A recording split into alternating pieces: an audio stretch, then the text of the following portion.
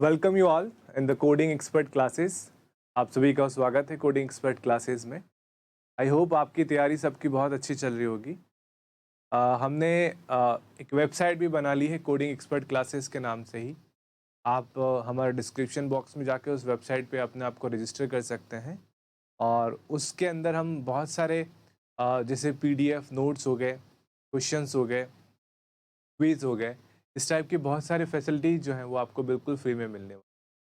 तो description box में जाके आप प्लीज़ उसमें रजिस्टर कर लें और इस सुविधा का फ्री में फ़ायदा उठाएं और औरों को भी दें ताकि वो इसको अच्छे से पढ़ सकें। तो शुरू करते हैं आज की क्लास स्टूडेंट्स। आज की जो अपनी क्लास है उसमें अपन बेसिकली जो टॉपिक पढ़ने वाले हैं दैट इज़ कॉन्सेप्ट ऑफ उप्स।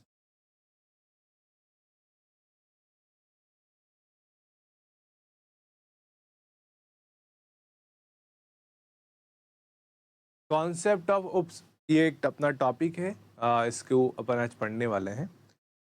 अगर बात की जाए उप्स का मतलब क्या होता है तो इसका मतलब होता है ऑब्जेक्ट ओरिएंटेड प्रोग्रामिंग।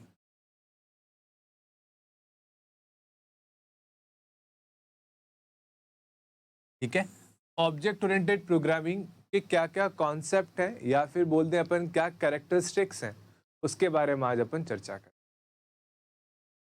तो सबसे पहला देखा जाए तो वो है class, object,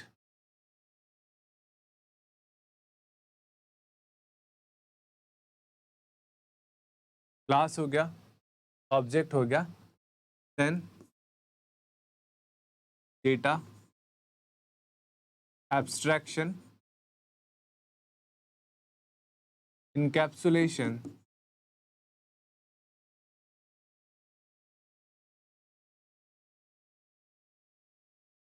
and data hiding. So data abstraction, encapsulation and data hiding, ये तीसरा टॉपिक था। चौथा जो इसकी कैरेक्टरिस्टिक्स है या अपन कॉन्सेप्ट कह सकते हैं वो है इनहेरिटेंस, सॉरी,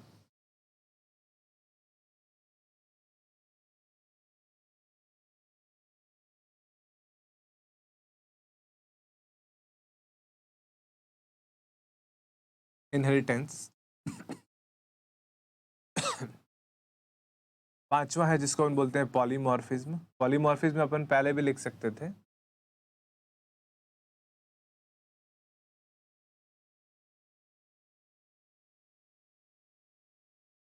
छठा है दैट इज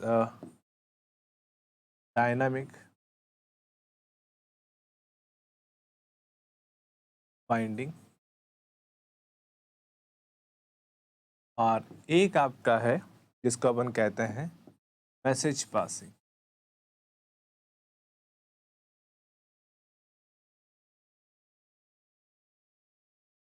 ठीक है, तो क्या क्या कॉन्सेप्ट हो गए। वो ऑब्जेक्ट ओरिएंटेड प्रोग्रामिंग के कोई कॉन्सेप्ट पूछे या अपन को कैरेक्टरिस्टिक्स की बात करें तो सबसे पहले होता है क्लास, फिर ऑब्जेक्ट, फिर डेटा एब्स्ट्रैक्शन, इनकैप्सुलेशन या डेटा हाइडिंग।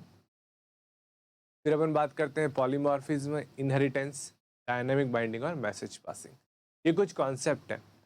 अब इनको कॉन्सेप्ट क्यों कहा गया, कैरेक्टरिस्टिक्स क्यों कहा गया कि ये एक ऐसे फीचर्स हैं जो कि किसी लैंग्वेज को ऑब्जेक्ट ओरिएंटेड प्रोग्रामिंग लैंग्वेज बनाती है। If any language support such kind of characteristics then that set to be a object oriented programming. Now अपन जो शुरू करते हैं ऑब्जेक्ट ओरिएंटेड प्रोग्रामिंग वो आपकी C++ है, जावा है और बहुत सारी लैंग्वेजेस आ चुकी हैं जो ऑब्जेक्ट ओरिएंटेड प्रोग्रामिंग कॉन्सेप्ट को सपोर्ट करती है। तो वन बाय वन हर किसी चीज़ को अपन डिस्कस करते हैं, क्या है इनमें, सारी चीज़ें अपन देखते हैं, रिजॉल्व करते हैं। तो आई होप आपने वीडियो को पोस्ट करके जो भी कॉन्सेप्ट्स हैं वो आपने लिख लिए होंगे। अब वन बाय वन डिस्कस करते हैं। Suppose I am talking about a class C. जैसे अगर मैं बोलूं, अगर बीटेक की ही बात करूं, बीटेक मतलब इंजीनियरिंग, जैसे इलेक्ट्रिकल डिपार्टमेंट की क्लास, मैकेनिकल की क्लास, सिविल की क्लास, या CS की क्लास, अपन बोल सकते हैं CS की क्लास। तो ये सारी चीज़ें बता रही है कि अगर ये इलेक्ट्रिकल की क्लास है तो इसमें जितने भी मेंबर्स हैं वो सारे क्या है आपके, वो सारे आपके इलेक्ट्रिकल डिपार्टमेंट। या अगर ये मैकेनिकल की है तो इसके अंदर जितने भी मेंबर्स हैं वो सारे आपका मैकेनिकल डिपार्टमेंट। अगर ये सिविल डिपार्टमेंट की क्लास है तो ये सिविल डिपार्टमेंट के बच्चे। तो क्लास का मतलब है ग्रुप ऑफ सिमिलर थिंग्स, और एक कुछ टाइप्स का ग्रुप जो एक किसी पर्टिकुलर ओरिजिन को या पर्टिकुलर डोमेन को बिलोंग करता है, लाइक इलेक्ट्रिकल को, मैकेनिकल को, सिविल को, उसी प्रकार से। इन जनरल अगर अपन बात करें लाइक बर्ड, फ्रूट, बहुत सारी एनिमल्स, बहुत सारी क्लासेस आपकी हो सकती है। Bird class contains all the birds, fruit class contains all the fruit family, animal class contains all the animal family, such like that.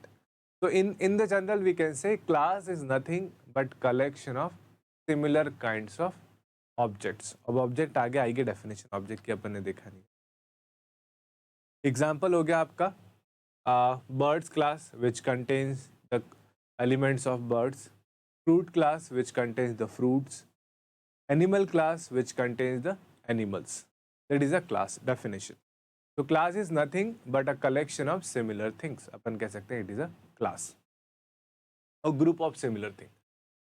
Then we are talking about an object. अगर अपन बात करें दूसरे point की object, so we can say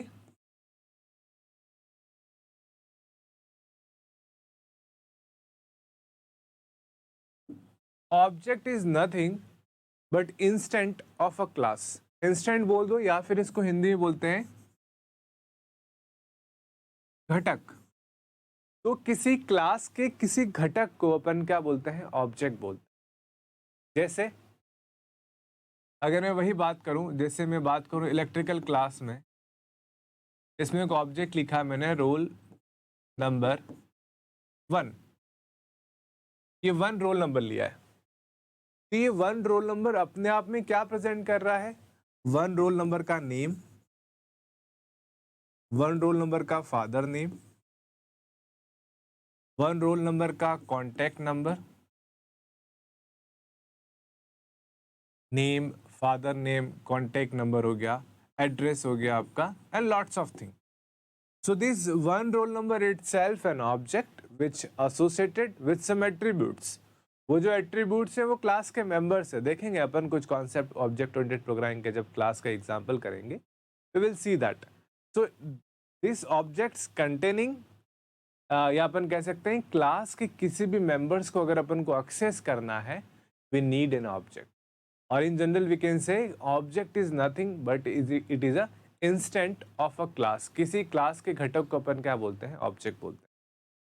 अपन और class बनाएंगे, programme जब बनाएंगे तो आपके प्रोग्राम के अंदर मैंने कुछ क्लासेस में आपको बताया था, सी और C++ प्रोग्रामिंग का स्ट्रक्चर बताया था। उसमें बताया था कि सबसे पहले अपन हेडर फाइल डिक्लेयर करते हैं, फिर आप हेडर फाइल के बाद आप डिक्लेयर करते हैं क्लास, डेफिनेशन लिखते हैं का, प्रोटोटाइप डिक्लेयर करते हैं, फिर डेफिनेशन लिखते हैं, फिर मेन फंक्शन आता है। तो जब मेन फंक्शन से आप किसी क्लास के मेंबर को, क्लास के अंदर 2 तरीके के मेंबर्स होते हैं, एक होता है आपका डेटा मेंबर, एक होता है आपका फंक्शन। जैसे कि लास्ट क्लास में अपन ने स्ट्रक्चर देखा था, उसी प्रकार से तो क्लास जो है उसके मेंबर्स को कॉल करने के लिए वी नीड एन ऑब्जेक्ट। जैसे स्ट्रक्चर को कॉल करने के लिए अपन को ऑब्जेक्ट चाहिए, उसी प्रकार क्लास के मेंबर को कॉल करने के लिए क्लास का ऑब्जेक्ट, और वो ऑब्जेक्ट ही क्या करता है, क्लास के मेंबर्स को कॉल करता है। So what is an object? Object, it is an instant of a class which represent the class. Class itself. Class को represent करने के लिए अपन object use करते हैं, and with the help of object we are communicate with the class. तो object की सहायता से अपन class को communicate करते हैं या class से communicate। So ये आपका object था। Like अगर मैं बात करूँ fruit class की, तो fruit class में जैसे मैंने apple एक object ले लिया, एप्पल की प्रॉपर्टीज होंगी, एप्पल का शेप होगा, एप्पल का कलर होगा, एप्पल का वेट होगा, इस टाइप की कुछ प्रॉपर्टीज होंगी। उसी प्रकार एक ऑब्जेक्ट ले लिया मैंने बनाना, तो बनाना की प्रॉपर्टीज होंगी, उसका भी shape, colour, weight, something like that. All variables having different types of values, but the properties are same. सबका नाम होगा, सबका कलर्स होगा, सबका वेट होगा, जो भी अपन प्रॉपर्टीज लेंगे, ये प्रॉपर्टीज अपन कह रहे हैं क्लास के मेंबर्स. तो दूसरा अपन ने पढ़ा class members. Similarly, we are talking about the next point, which is we can say class encapsulation.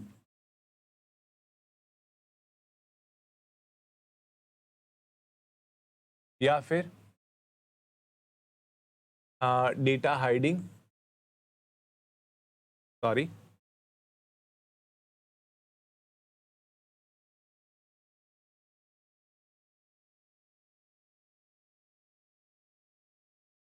Okay, sorry for interruption.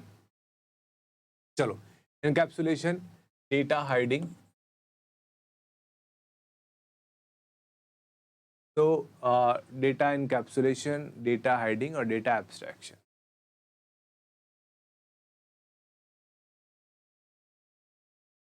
देखिए यहाँ पर अगर अपन बात करूँ मैं सबसे पहले इनकैप्सुलेशन, यहाँ अपन लिखे हैं डेटा. डेटा नहीं लिख सकते हैं, encapsulation itself a concept, writing the data.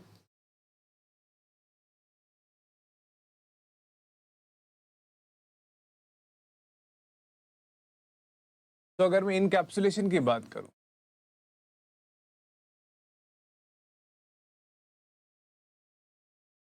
तो ये एक प्रकार की प्रॉपर्टी है, एक प्रकार का कॉन्सेप्ट है ऑब्जेक्ट ओरिएंटेड प्रोग्रामिंग का. इसका मतलब होता है wrapping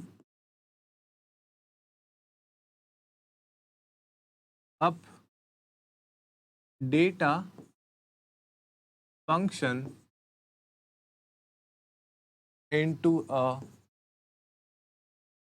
single unit. तो क्या मतलब है इसका? wrapping up data और function into a single unit. जैसे अपन चॉकलेट खाते हैं, चॉकलेट के ऊपर एक कवर चढ़ा होता है जिसको हम बोलते हैं रैपर.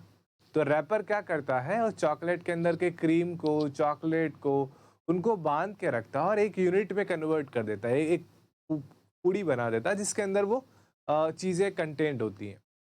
इसी प्रकार क्लास क्या करता है, क्लास मेंबर्स हो गए, मेंबर्स का कलेक्शन होती है क्लास के अंदर. उसके अंदर आपका डेटा भी हो सकता है, फंक्शंस भी हो सकता है. तो इन डेटा को, फंक्शन को, इन सबको एक जगह पे बांधे रखने की चीज़ को अपन क्या बोलते हैं, डेटा इनकैप्सुलेट या इनकैप्सुलेट. इसका एग्जाम्पल की बात करें इनकैप्सुलेशन की, तो class is an example of data encapsulation या इनकैप्सुलेट. Then data hiding. अब हाइडिंग का मतलब क्या है? Suppose for example like human body, इंसान की बॉडी की बात करें. In the body we have skin, सबके ऊपर अपनी चमड़ी होती है. Behind that skin we have skeleton, अपना ढांचा होता है जिसके अंदर हड्डियाँ होती हैं, हड्डियाँ दिखती हैं, मांस होता है, बहुत सारी चीज़ें होती हैं, बट वो अपन को विजिबल नहीं होती हैं. सबको कवर करने के लिए अपनी स्किन चढ़ी हुई होती है अपनी बॉडी पे. तो विच हाइड, अपन कह सकते हैं that is simply hiding the inner part from the outer environment. Outer environment से अपन को बचाती है, हाइड करती है, in like that. Similarly programming की बात करें, so data hiding is nothing but insulating or we can say hiding the data from the accessing to the outer world. outer world उसको access ना कर पाए, उसको hide कर दे, उसको हम बोलते हैं data hiding. so अगर आपने C++ पढ़ रखी है, ऑब्जेक्ट ओरिएंटेड प्रोग्रामिंग के कॉन्सेप्ट पढ़ रखे हैं, तो क्लास के अंदर जो मेंबर्स होते हैं उनकी विजिबिलिटी मोड तीन प्रकार की कर सकते हैं, पब्लिक, प्राइवेट और प्रोटेक्टेड. यदि किसी क्लास के मेंबर प्राइवेट हैं तो क्लास के बाहर का कोई भी सदस्य उस प्राइवेट मेंबर को एक्सेस नहीं कर पाएगा. That is very very important. तो nobody can able to access the private member of a class, so it becomes data hiding. यहाँ पर क्या हो गया, आपका डेटा हाइड हो चुका. so it is, we can say example of data hiding is also a class. तो class आपका इनकैप्सुलेशन का भी एग्जाम्पल है, डेटा हाइडिंग का भी एग्जाम्पल है. इसी के साथ करें अपन एब्स्ट्रैक्शन की. अब देखो एब्स्ट्रैक्शन की क्या मतलब होता है. Suppose I am talking you about the programming language, फिर मैं आपको बोलूँ C++ प्रोग्रामिंग लैंग्वेज, फिर मैं आपको बोलूँ कि भाई class and object in C plus plus programming language. फिर मैं आपको बोलूँ the program in Java for class and object in C plus plus, या इसका अलग मतलब हो गया C plus plus Java program कैसे हो गया है, मैं ऐसा बोलूँगा the program in C plus plus language for class and object, इस तरीके से मैं कह सकता हूँ। तो हर चीज़ में डिटेल बढ़ती जा रही है। या मैं आपको जैसे अगर एग्जाम्पल, जनरल एग्जाम्पल दूँ, जैसे मैं आपको बोलूँ मोटर, तो आप सोचोगे कौन सी मोटर, भाई पंखे की मोटर, गाड़ी को बोल रहे हैं मोटर, या क्या मोटर। फिर मैं आपको बोल दूँ 4 व्हीलर मोटर, फिर मैं आपको बोल दूँ मारुति 4 व्हीलर मोटर, फिर मैं आपको बोलूँ थी मारुति अल्टो 4 व्हीलर मोटर, फिर मैं आपको बोलूँ red colour Maruti Alto 4 wheeler motor. तो हर चीज़ के अंदर डिटेल जैसे जैसे बढ़ती जाती है उसको बोलते हैं लोअर लेवल्स ऑफ एब्स्ट्रैक्शन। तो आप किसी इंफॉर्मेशन को कितना प्रस्तुत कर रहे हैं उसको बोला जाता है एब्स्ट्रैक्शन। जितना कम प्रस्तुत करेंगे उसको बोलते हैं हायर लेवल्स ऑफ एब्स्ट्रैक्शन, और जितना ज़्यादा प्रस्तुत डिटेल में आप किसी टॉपिक को इंफॉर्मेशन को प्रोवाइड कराते हैं उसको हम बोलते हैं लोअर लेवल्स ऑफ एब्स्ट्रैक्शन। तो यहाँ पर डेटा एब्स्ट्रैक्शन का मतलब क्या है, अगर अपन ने कई क्लास बनाई है तो उस क्लास के अंदर अपन क्या करते हैं, we are simply mentioning the object of that class. उससे अपना क्या होता है, we just taking the object of class और उससे अपनी पूरी क्लास क्या हो जाती है, रिप्रेजेंट हो जाती है। तो it is we can say data abstraction. So it is also example of data abstraction we can say. So 1 minute, I just going to the screen and showing you that how we can say do the abstraction. So abstraction का example भी आपका क्या है, class. So class is also example of data abstraction. Then we are talking about the next topic of concept of object-oriented programming. It is, we can say, the topic number 4 है inheritance.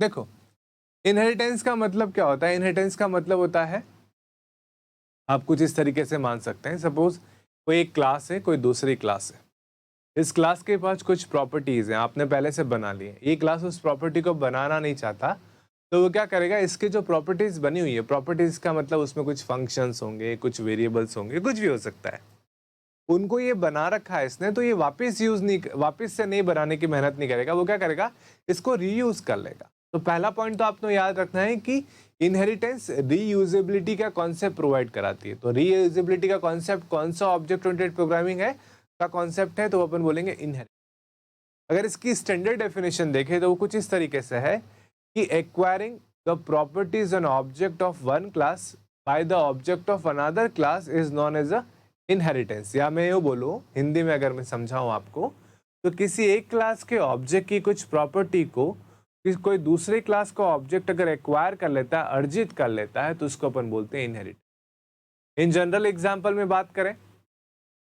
तो अगर कोई guardian है, उनकी properties को उसके child को मिल गई, सपोज किसी की शॉप है कोई, तो शॉप अगर फादर ने बिल्ड करी है, बनाई है, उसको जमाया है, तो बेटा उसमें आके बैठ रहा है, तो उसने एक्वायर किया। इस क्या ऑब्जेक्ट था, फादर का, उसकी प्रॉपर्टी क्या थी, शॉप।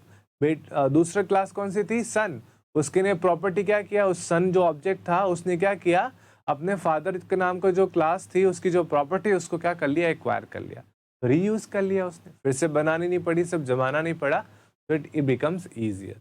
तो इन जनरल वी कैन से अगर कोई एक क्लास बना रखी है, उसके कुछ फंक्शंस और मेंबर्स हैं, और कोई दूसरी क्लास उन फंक्शंस और मेंबर को यूज करना चाहता है, तो उस इस क्लास को वो दूसरी क्लास अगर इनहेरिट कर देगी, तो आपका क्या हो जाएगा, इनहेरिटेंस हो जाएगा। तो ये कुछ कैटेगरीज में बांटा गया है, इसकी कैटेगरीज क्या है जिसके अपन बात करते हैं, single level inheritance,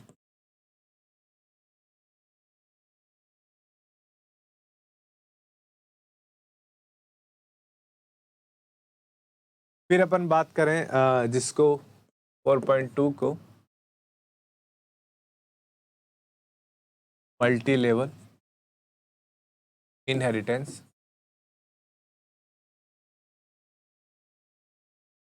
then 4.3 is multiple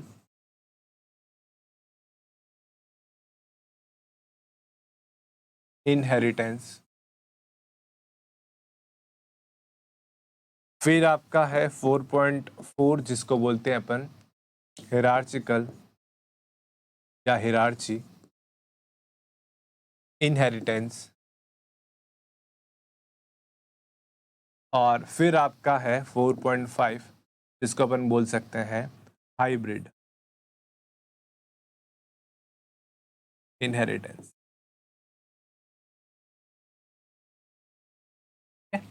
तो टोटल कितने हो गए आपके? टोटल 5 इनहेरिटेंस हो गए। सिंगल लेवल, माना कि कोई क्लास ए है, इसकी प्रॉपर्टी को किसी क्लास बी ने इनहेरिट कर दिया, तो इसको अपन क्या बोलेंगे? Single level. इसी प्रकार कोई क्लास ए है, इसकी प्रॉपर्टी को किसी क्लास बी ने इनहेरिट किया, इसकी प्रॉपर्टी को किसी क्लास सी ने इनहेरिट किया, इसी प्रकार किसी प्रॉपर्टी को क्लास एन ने इनहेरिट कर दिया, तो इसको क्या बोलेंगे अपन? Multi level. बहुत सारे लेवल्स हैं, लाइक स्टोरी अपनी जैसे होती है, बिल्डिंग जैसे होती है, 1 लेवल 2 लेवल 3 लेवल, तो उसको मल्टी लेवल बोलते हैं। सिंगल लेवल केवल 2 ही लेवल।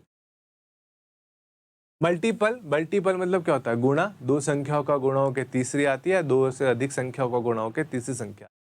तो अपन कह सकते हैं कोई क्लास ए है, कोई क्लास बी है, कोई क्लास सी है, कितनी भी क्लासेस हैं, इनको कोई क्लास एन, कोई भी क्लास हो सकती है, ये इन सबको इनहेरिट कर दी है। तो कोई एक क्लास जब एक से अधिक क्लासेस को इनहेरिट करती है तो उसको हम बोलते हैं multiple inherit. Similarly hierarchical, hierarchical का मतलब होता है वंशानुगत। वंशानुगत या हिरार्ची इनहेरिटेंस का मतलब क्या हो गया? अगर कोई एक पेरेंट्स है, उसकी कुछ 2 या 2 से अधिक संतानें हैं, तो यहाँ पर क्या हो गया? क्लास बी, सी और क्लास एन जो है वो क्लास ए को इनहेरिट कर रही है। तो कोई एक क्लास एक या एक से अधिक क्लासेस के द्वारा इनहेरिट की जाए तो उसको अपन क्या बोलते हैं? उसको हम बोलते हैं hierarchy inheritance. Similarly when we are talking about the hybrid inheritance, तो हाइब्रिड का मतलब होता है मिक्सअप। किनका मिक्सअप? इन ऊपर वाले चारों का। इन चारों में से कोई भी 2 को आपने मिक्सअप कर दिया। 2 को मिक्सअप कर दिया मतलब मैं कैसे बताऊं?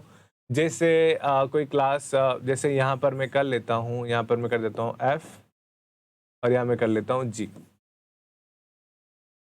तो यहाँ तक तो मल्टी लेवल आ रहा था और F और G ने इनको इनहेरिट कर दिया, तो ये आपका हिरार्ची बन गया। तो यहाँ तक ऊपर मल्टी लेवल, यहाँ से इतना हिरार्ची, तो 2 का कॉम्बिनेशन हो गया। और अगर मैं आपको एग्जाम्पल बताऊँ तो कुछ इस तरीके से बन सकता है।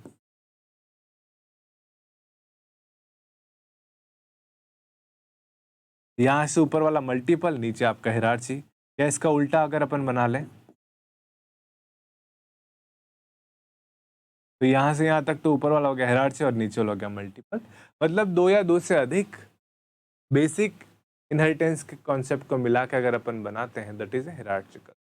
तो ये आपका था, सॉरी हाइब्रिड कहलाता है। तो ये आपका कॉन्सेप्ट था इनहेरिटेंस का। इसके ऊपर भी काफ़ी कोडिंग आएगी, पर अपन को बेसिक कॉन्सेप्ट देखने हैं क्योंकि एग्जाम में पूछे जा सकते। अगले कॉन्सेप्ट की अगर मैं बात करूं तो 2 कॉन्सेप्ट आपके और होते हैं। अगला अपन बात करें पॉलीमॉर्फिज्म।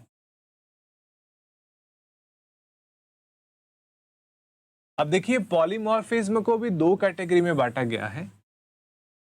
एक होता है आपका स्टैटिक, जिसको बोलते हैं अपन कंपाइल टाइम, और एक होता है डायनामिक, जिसको हम बोलते हैं रन टाइम। ठीक है। और स्टैटिक में भी आपके कुछ इस तरीके से है, लाइक अगर इसको मैं 1 नंबर दूं और इसको 2 नंबर दूं, तो 1 नंबर में मैं कह सकता हूं फंक्शन ओवरलोडिंग,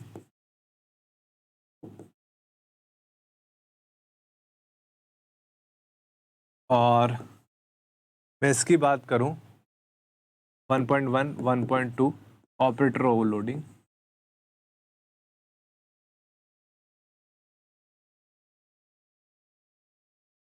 ठीक है। उसी प्रकार डायनामिक में बात करें तो यहाँ पर है वर्चुअल फंक्शन 2.1,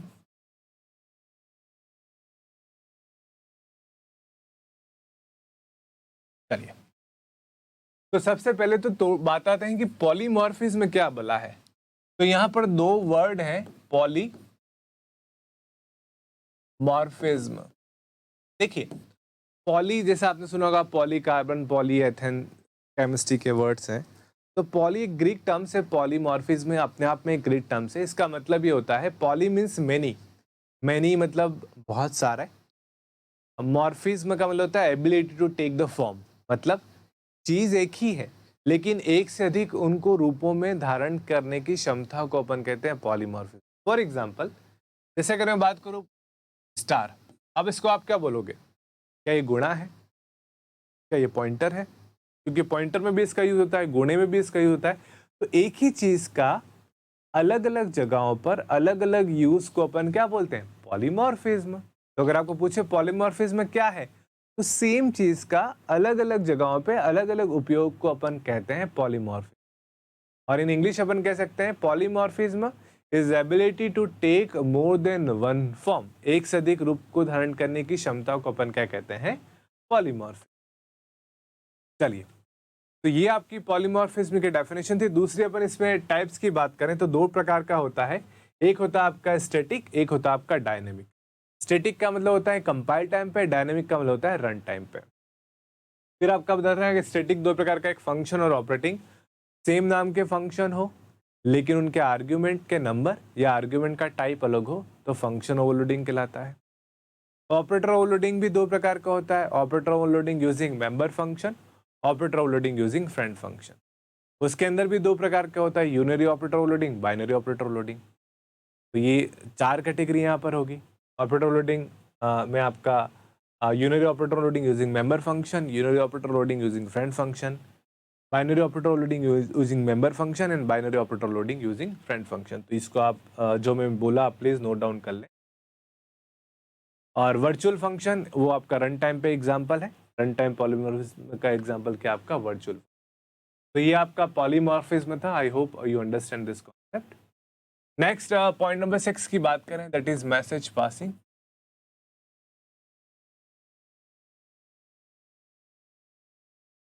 देखिए, when we are talking about message passing, it means message passing का मतलब होता है जब अपन, मैं आपसे बात कर रहा हूँ तो मैं कोई ना कोई मीडियम यूज़ कर रहा हूँ, जैसे आज आप मुझे यूट्यूब पे या कहीं से भी वेबसाइट पे कहीं भी देख रहे हैं, तो ये that is a medium. Similarly जब एक या एक से अधिक क्लास या मेन फंक्शन जब किसी क्लासेस से कम्युनिकेट करता है तो वो यूज़ करता है ऑब्जेक्ट का। किसका यूज़ करता है? ऑब्जेक्ट। जैसे कोई क्लास 1 है, कोई क्लास 2 है, कोई क्लास 3 है, अगर इनको आपस में कम्युनिकेट करना है तो दे यूज़ ऑब्जेक्ट, ऑब्जेक्ट, ऑब्जेक्ट। तो जब एक या एक से अधिक क्लासेस के ऑब्जेक्ट आपस में कम्युनिकेट करते हैं तो इनको बोलते हैं अपन मैसेज पासिंग। मैसेज पासिंग किसके द्वारा होती है? आपका ऑब्जेक्ट के द्वारा। और इसी प्रकार अंतिम जो आपका कॉन्सेप्ट है दैट इज डायनेमिक बाइंडिंग।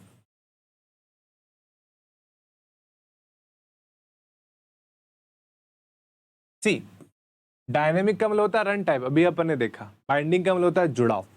मैंने किसी को कॉल किया और कॉल करने पे कोई व्यक्ति मेरे पास आया, तो जो कॉल करना बुलाना होता है उसको बोलते हैं फंक्शन कॉलिंग, और जो व्यक्ति मेरे पास आता है उसको बोलते हैं बॉडी एग्जीक्यूशन। तो जब अपन रन टाइम पर लिंकिंग किसकी? फंक्शन कॉल और फंक्शन बॉडी। लेकिन कौन सा function body? Appropriate function body. जैसे मैंने यहाँ लिखा ड्रॉ और मैं इसमें आर्ग्यूमेंट पास कर रहा हूँ सर्कल, फिर मैं लिखा हूँ ड्रॉ। मैं आर्ग्यूमेंट पास कर रहा हूँ ट्राइंगल, मैं लिख रहा हूँ ड्रॉ। मैं आर्ग्यूमेंट पास कर रहा हूँ सपोज पैराबोला फॉर एग्जांपल। तो जिस टाइप का आर्ग्यूमेंट में पास करूंगा उस टाइप की बॉडी एग्जीक्यूट होगी। अगर मेरा कोई फंक्शन ड्रॉ सर्कल के लिए तो सर्कल का आर्ग्यूमेंट पास करने पे ड्रॉ सर्कल वाला फंक्शन कॉल होगा। अगर मेरा कोई फंक्शन ड्रॉ ट्राइंगल के लिए है तो ट्राइंगल वाला कॉल होगा। मतलब प्रोग्राम रन होने के बाद मुझे पता चलेगा कि कौन से फंक्शन पे कौन सी बॉडी आपस में लिंकिंग होगी। उसको अपन क्या बोलते हैं? उसको हम बोलते हैं dynamic binding. So it was all about, we can say, the concept of object-oriented programming. In the next class, we will discuss some more topics in this topic. And I hope you enjoy these classes. आप लोग regularly देखें, website में भी अपना आपको register करें and take more and more benefits जो कि बिल्कुल आपको फ्री में दिया जा रहा है। So thank you very much.